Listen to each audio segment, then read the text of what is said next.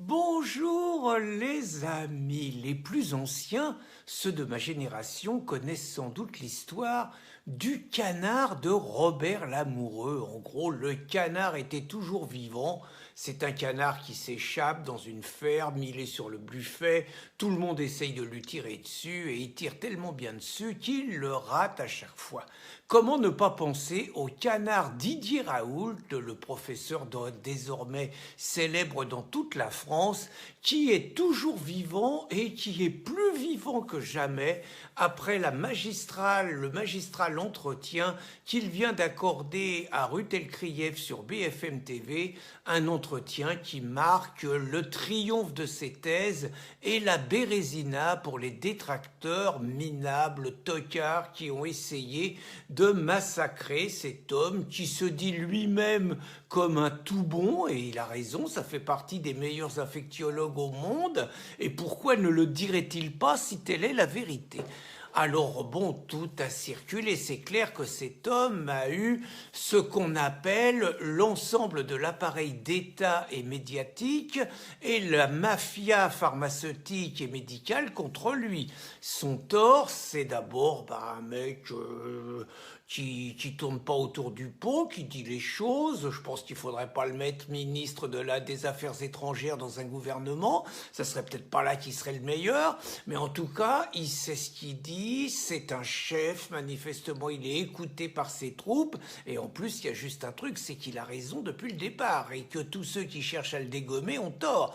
C'est-à-dire que depuis le départ, il a donné des pistes, il a expliqué que c'était pas du tout la grippe espagnole, il a contre-attaqué sur les hypothèses les plus folles qu'ont imposé un confinement militaire barbare, imbécile et criminel. Il a expliqué que c'était bizarre d'enfermer des gens en bonne santé avec des gens malades, et il est resté sur sa thèse dépister, soigner, guérir, traiter et tout, quand les salopards qui nous gouvernent voulaient nous transformer en cobayes, ni plus ni moins, qu'ils remettaient en cause son produit, son système, et qu'ils disaient qu'il fallait attendre un machin européen et tout. Bref, le truc, c'est qu'ils préféraient laisser crever les patients plutôt que de laisser un système qui fonctionnait. Alors naturellement, parmi les pieds de nez qu'on lui a fait, on a vu quand même Véran et Édouard Philippe tenir une conférence de presse avec Karine Lacombe, par ailleurs casquée par les labos pharmaceutiques, et qui s'était permis de le calomnier, de le salir et de le traiter d'imposteur. Elle a été quand même récompensée. On a vu toute la mafia journalistique, Patrick Cohen en tête, le massacrer. On a vu évidemment ses sympathiques collègues sur les plateaux de télévision, dont certains n'ont sans doute pas vu un patient depuis 15 ans et qui font partie pour beaucoup d'autres de la 3e division par rapport à lui, continuer à le massacrer alors que lui, quotidiennement, il soignait, il bossait, lui, il se dérangeait pas sur les plateaux de télé, c'était les toubibs qui se déplaçaient. Et je voyais ce matin dans la volonté vraiment de le démolir par tous les moyens, quoi. J'achetais le Canard enchaîné. Bon, ouais, il n'y a rien à lire en ce moment. Et donc, vous regardez le Canard enchaîné, vous regardez quand même en manchette, page 1, le titre particulièrement putassier, les ennuis judiciaires du professeur Raoult. Vous lisez ça, vous vous dites, putain, le con, il a piqué dans la caisse, il s'est fait prendre, merde, il a une gamelle, on peut plus le défendre, tout ça.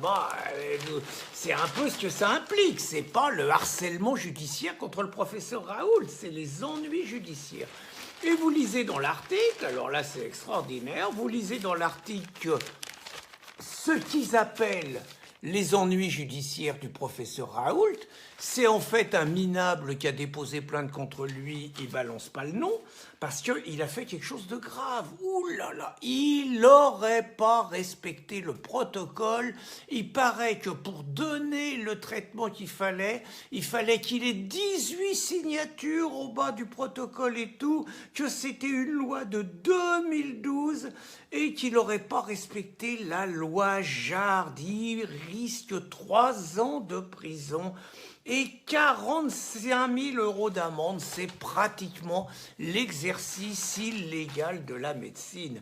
et les bonnes putes, allez, on va parler clairement, du Canard enchaîné, de dire quand même qu'un grand médecin, un directeur général d'une agence, l'Agence nationale de sécurité du médicament, un de ces mecs qui ont été particulièrement brillants dans la crise, assure qu'il a mené sa grande enquête et que ses conclusions sont pas aimables pour le professeur, le nommé donc Dominique Martin. Il dit que les modalités d'information des patients et de traçabilité de la motivation de la prescription ne sont pas conformes aux exigences légales. Bref, comme toujours, les tocards qui tapent sur les tout bons.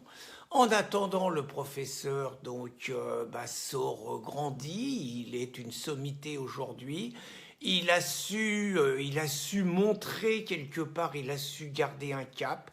Il est un homme libre, il est un homme qui ne plie pas, il est un esprit libre et on le voit dans d'autres vidéos où par exemple sur des histoires de sida et sur des histoires d'hépatite C, il ose dire des mots, il dit que ça se transmet par voie rectale, donc par des rapports de ce type et tout, ce qui normalement se dit pas et tout. En gros, on sent que c'est un mec qui place la science au-dessus du politiquement correct et qui surtout a une boussole et qui est inébranlable. Je ne suis pas étonné que ça marche bien avec un mec comme Onfray, parce que c'est pareil, c'est deux esprits libres, c'est des gens qui ne vont jamais accepter le silence dans les rangs.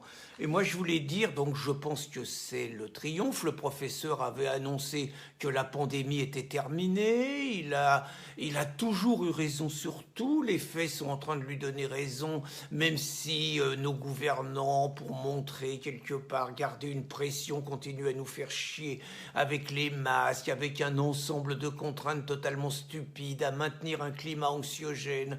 Manifestement, le professeur a raison sur toute la ligne.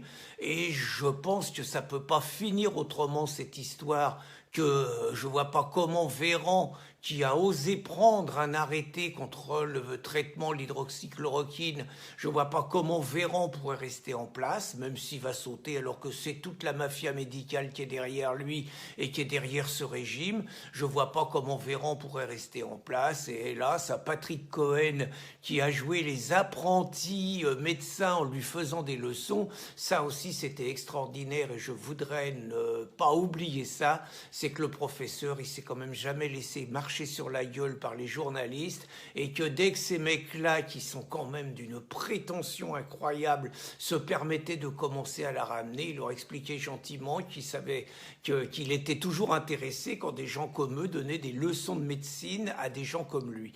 Donc je crois que c'est vraiment, on va dire, quelqu'un qui fait honneur à la science, à la France, à la science et à la France. Je suis convaincu que sur d'autres discussions, immigration, islam et tout, on s'engueulerait probablement comme du poisson pourri. Mais en tout cas, moi, je veux lui dire que il a été pour moi indispensable pendant 3 mois pour réellement comprendre la réalité de ce que nous vivions, comprendre la crise, comprendre comment se comporter et surtout avoir un contre-pouvoir par rapport aux autorités officielles. Donc pour tout ça, j'ai envie de dire chapeau professeur, merci, ne changez pas, mais à 68 piges, ça m'étonnerait. Et bonne continuation. Bonne soirée les amis.